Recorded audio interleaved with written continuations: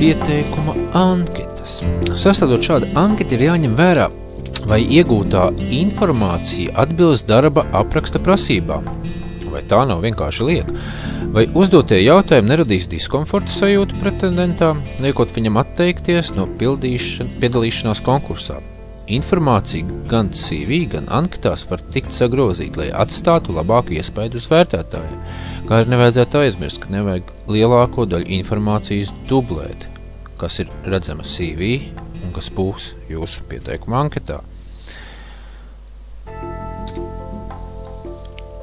Jaunās darbinieku atlases metodes, jeb tendences. Sāks parādīties tādi darba devēji, kas neizskata kandidātus, kuri bez darba ir bijuši ilgākā pusgadu. Principā šāda tendence varētu novest pie tā, kā darbinieki masveidā varētu neuzrādīt patieso informāciju par to, kad ir beigušās viņu iepriekšējās darba attiecības. Kā arī ir pieaudzis pieprasījums pēc augstākā līmeņa vadības, kura spētu glābt uzņēmumu, vadīt krīzi un riskus. Tādējādi, kā sacīt, nodrošināt uzņēmuma izaugsmi šajos krīzes laikos. Pieredzējuši un kompetenti kandidāti ir nopietni samazinājuši savas atalgojuma prasības, tādējādi var samazināt no ārējās atlases viedokļa šīs te personāla izmaksas. Neatkarīgi konsultantu piesaiste notiek, lai profesionāli izvērtētu darba ņēmēju kompetences, biežāk izvērtē kandidātu personības kompetences. Veiksmīgā trekno gadu karjera netiek uzskatīta par drošu. Šobrīd augstu novērtētas ir iespējas izvirzīt arvien augstākus un izaicinošākus mērķus, tūlītēja rīcība, lai tos sasniegtu. Pilnīgi svaigas skatījums uz veciem risinājumiem, uzdrīkstēšanās un drosme rīkoties kardināli un atšķirīgi ārpus ierastā komforta zonas. Tad šie bija visas jaunākās tendences, jeb vienas no jaunākajām tendencēm, kādas ir šobrīd personāla atlases tirgu. Es neteiktu, ka visi no viņām ir tās pozitīvākās, bet tādas uz doto brīdi ir.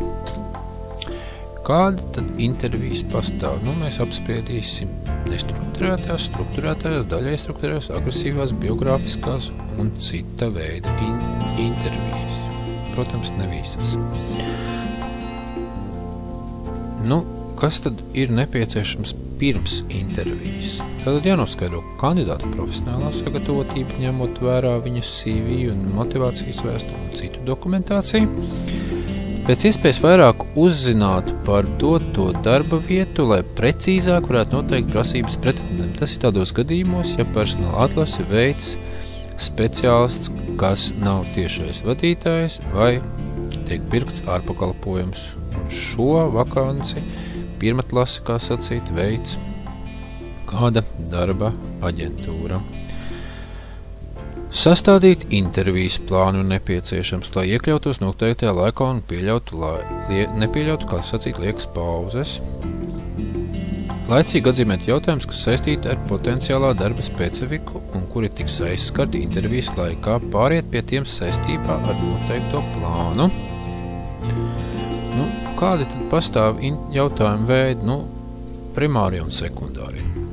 Sekundārie ir tik vienkārši, sauksim tos par izaicinošajiem jautājumu veidiem, kas rosina, papildina pašu sarunu. Primārie ir atvērtie un slēgtie. Par tiem mēs dziļāk uz doto brīdi nerunāsim. Kādas tad ir nestrukturizētās intervijas? Nav stingri izdomāts, pēc kāda principa intervēs. Tās gaitā pieņem attiecīgus lēmumus intervijas virzībai. Cenšas noskaidrot intervējumā konceptuālo struktūru, biežāk iespējams subjektivitāti un grūtāk apkopot intervijas datus. Tas nozīmē, ka intervijas notiek plašplūsmā. Principā nav iepriekš sagatavoti jautājumi, un tā rezultātā nav iespējams vienkārši apkopot datus, jo katram kandidātam tiek uzdots cits jautājums. bieži vien tā notiek. Strukturētās intervijas. Jautājumi intervija iepriekš sagatavot, tātad šī intervija uzspiež konceptuālo šīs intervētāja struktūru intervijas. Visbiežāk schematiskas ar laika ierobežojumu. Rezultātu ticamības pakāpe ir ļoti liela, jo visiem kandidātiem tiek uzdot vien un tie paši jautājumi. Tātad līdz ar to vieglāk apkopot intervijas datus. Daļai strukturētas intervijas. Jautājumi pamatā tiek uzdot vienādi, tikai atkarībā no situācijas, kādu jautājumu vienkārši iztirzē detalizētāk un, kā sacīt, iepazīst kandidātu tuvāk pie konkrētās situācijas. Lieto, lai savāktu kvalitatīvu informāciju. To rezultātā tiek saņemta individuāla attieksme un spriedumi, atbildot uz standardizētiem jautājumiem.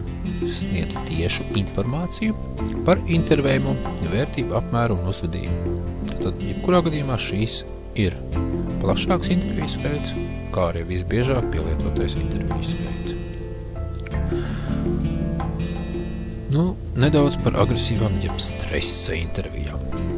Agresīvās intervijas var būt dažādas. Var tikt uzdot dažādi agresīvi iebiedējuši ārpus konteksta jautājumi. Vairāk intervētāji var vienlaicīgi uzdot jautājumus. Intervētājs var neskatīties kandidātam acīs. Intervētājs laikā pēkšņi pagriez muguru, iziet no telpas, sāk runāt pa telefonu, var pārtraukt kandidātu pusceļā, radīt dažādas grimases un tā tālāk. Jebkurā gadījumā stresa intervija rada spiedienu uz kandidātu, diskomforta sajūtu esošajā situācijā. Protams, arī stresa intervijās iekļaujas dažādi pārbaudījumi, kā pieņemsim, administrators varētu atbildēt uz saņemtiem zvaniem, kuri atkārtojas, pieņemsim, pa vairākām līnijām. Kāda būs stresa situācija? Kas jāņem vērā tiem, kas rīko agresīvās intervijas? Pirmkārt, pirms intervijas kandidāts ir jābrīd, ka šī būs agresīvā jeb stresa intervija. Otrkārt, jāpajautā, vai kandidāts vispār saprot, kas ir šī tipa intervija, un jāpaskaidro viņam, kāda ir šīs intervijas gaita. Treškārt, jāpajautā, vai kandidātam nav iebildumi pret šādu veidu interviju. Ceturtkārt, jāvienojas ar kandidātu, ka jebkurā brīdī kandidātam ir tiesības pateikt stop un interviju pārtraukt.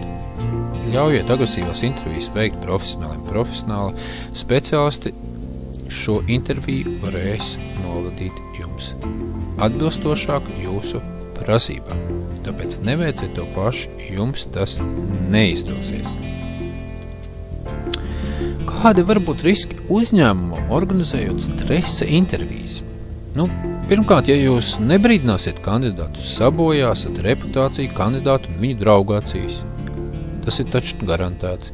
Ja kandidāts secinās, ka jūs esat vienkārši nelabojams cilvēks, kas vienkārši uzvedās nekonkrēti, neadekvāti. Līdz ar to viņš jūsu kantorī strādāt nevēlēsies un nenovēlēs to pats savam ienaidniekam.